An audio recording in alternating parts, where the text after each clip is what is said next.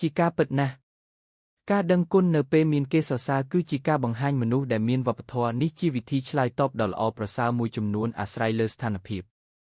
មួយទម្រង់ឆ្លើយតបសាមញ្ញនិងដ៏ពេញនិយមអរគុណឬអរគុណណាស់ខ្លីច្បាស់ហើយមានន័យពេញលេញអរគុណអ្នកណាស់ដែលនិយាយអីចឹងបង្ហាញពីភាពឲ្យតម្លៃការលើកសរសើរអូពិតជាលើកទឹកចិត្តខ្ញុំណាស់បង្ហាញថាការសរសើរនោះមានឥទ្ធិពលវិជ្ជមានចំពោះអ្នក2ទម្រង់ឆ្លើយតបដោយការលើកតម្កើងតបអ្នកអាចលើកតម្កើងតបទៅវិញប្រសិនបើវាមិនធ្វើឲ្យស្ថានភាពអាម៉ាស់ហើយត្រូវធ្វើដោយស្មោះត្រង់អរគុណពាក្យសម្ដីរបស់អ្នកពិតជាល្អណាស់អរគុណអ្នកណាស់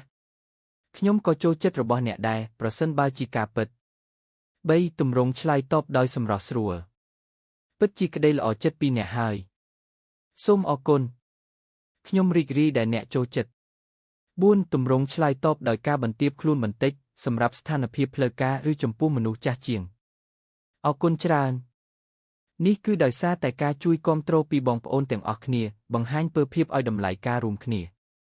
សូមអរគុណខ្ញុំនៅតែត្រូវការរៀនសូត្របន្ថែមទៀតបង្ហាញពីភាពឲ្យតម្លៃនិងភាពស្មោះត្រង់ចំណា